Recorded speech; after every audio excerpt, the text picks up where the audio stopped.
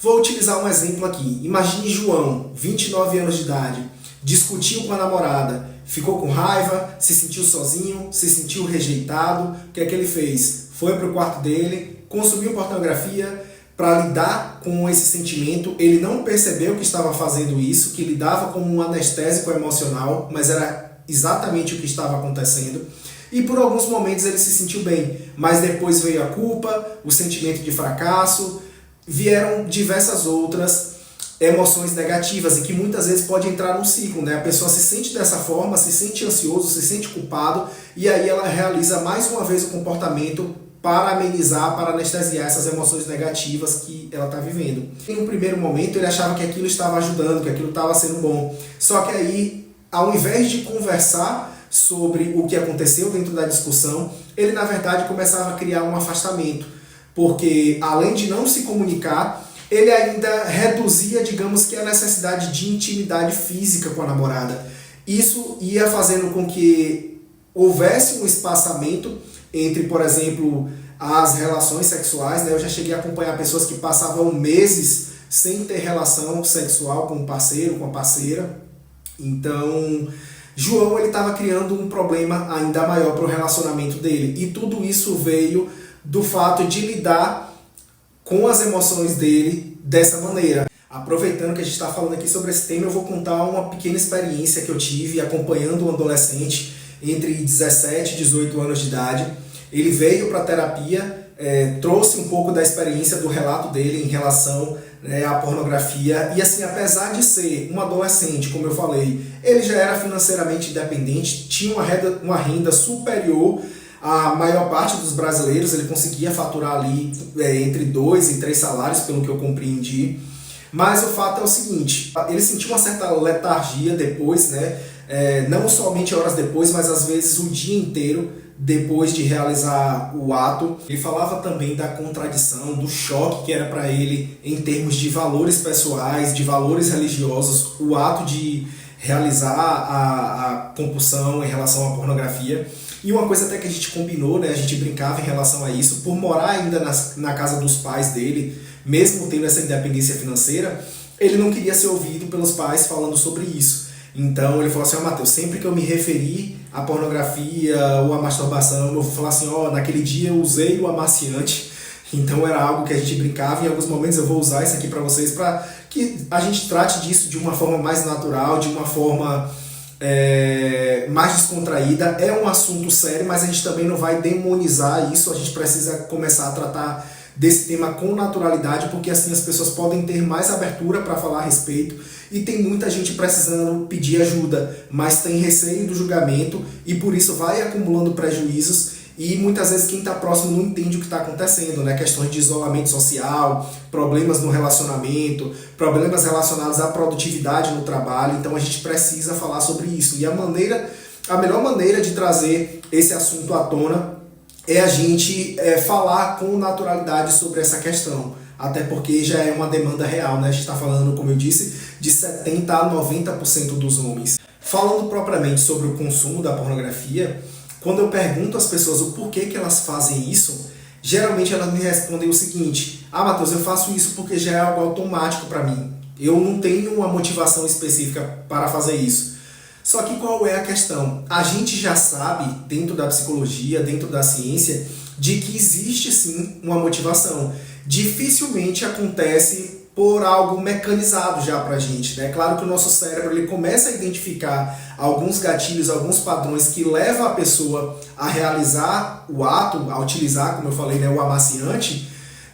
Existe uma motivação emocional, psicológica por trás. As pessoas costumam utilizar a pornografia para lidar com o sentimento de ansiedade, com o sentimento de solidão, com o sentimento de tristeza, com o sentimento de raiva. Ou seja, é um condicionamento do cérebro que vai acontecendo para lidar com as situações, com os desafios emocionais. Então, o amaciante, a pornografia, é utilizado como uma estratégia de regulação emocional. Assim como algumas pessoas utilizam o açúcar, a comida, utiliza videogame, apostas, a pornografia entra também com essa função de lidar com as emoções. Se você quiser resolver realmente esse problema, você vai precisar montar um mapa dos gatilhos. O que é isso? Você vai começar a identificar onde, quando, como e qual emoção está associada a isso. A maioria das pessoas, por exemplo, tem como um dos principais gatilhos ambientais ficar sozinha. Então, uma das coisas que eu falo para as pessoas que eu acompanho é, no começo, evite ao máximo estar sozinho. Se você pode trabalhar em um local diferente do seu quarto, se o quarto for o ambiente que a pessoa mais utiliza, se você pode trabalhar numa cafeteria, se você pode trabalhar num local de coworking, se você pode trabalhar junto com outras pessoas, faça isso a princípio, porque isso não vai acabar com a questão do vício para você. Mas quanto mais tempo você consegue se manter sem executar essa ação, mais o seu cérebro consegue ir lidando com esse afastamento de tempo. Até porque trabalhando sozinho, ficando sozinho por algum motivo, você pode lidar com emoções de tédio, que também é um dos grandes motivadores, um dos grandes gatilhos emocionais que levam as pessoas a consumir o amaciante.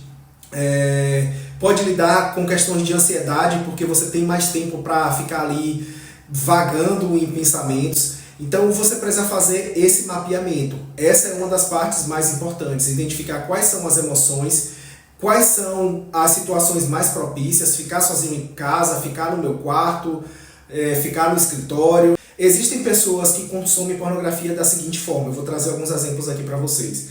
Tem pessoas que falam assim, olha Matheus, eu me masturbei 4 vezes no dia vendo pornografia. E aí eu pergunto, quanto tempo você utilizou a pornografia? Eu utilizei durante 10 minutos cada uma das vezes, ou seja, a pessoa perdeu ali 40 minutos naquele dia. E tem pessoas que falam pra mim assim, Matheus, eu só faço uma vez por dia, mas quanto tempo você leva pra fazer isso? Eu levo 1h30, 2 horas. Ou seja, não dá pra dizer que quanto maior a dificuldade, a intensidade do uso, né, desse amaciante, mais prejuízo essas pessoas têm. Não dá pra gente fazer essa relação, né? Foram 4 vezes, 5 vezes, 6 vezes. Então essa pessoa está mais prejudicada do que a que faz 1 vez por dia, 2 vezes por dia. Não é assim que a gente verifica, mas é claro que nesses 2 casos são extremos onde essa pessoa já se enquadraria dentro de um ato compulsivo, de algo patológico mesmo. Uma dúvida que sempre surge é, Matheus, usar pornografia, me masturbar é algo que pode prejudicar a minha produção de testosterona? Então o que é que acontece? A masturbação em si não, na realidade tem alguns estudos que até mostram que a masturbação pode ajudar na produção de testosterona. É claro que você não vai usar isso como justificativa para poder ficar realizando o comportamento de maneira compulsiva e agregada também à pornografia, né? Não, mas eu estou fazendo bem aqui porque eu vi que melhora a produção de testosterona. Quando a pessoa é dependente, ela está viciada, ela busca qualquer argumento, qualquer alternativa para justificar aquilo que ela está fazendo. Isso não é só relacionado à pornografia, não. Você vê essa semelhança em vários tipos de dependência. Mas quando a gente fala de pornografia, pode existir sim uma redução da produção de testosterona por diversos motivos. Por exemplo, a gente sabe que o contato físico entre os parceiros faz com que estimule a produção. Não é a mesma coisa quando você realiza o comportamento sozinho. Então, automaticamente, você começa a ter menos intimidade sexual, menos contato físico, e isso pode prejudicar a produção da testosterona para você. Um outro ponto também é que o estímulo necessário para que você se sinta atraído, excitado, acaba sendo cada vez maior. Porque dentro dessa compulsão virtual, dentro dessas alternativas, dessas opções, você acaba buscando no parceiro ou na parceira, vou falar dessa forma também, né, por questões de casais homoafetivos, e mulheres também consomem pornografia.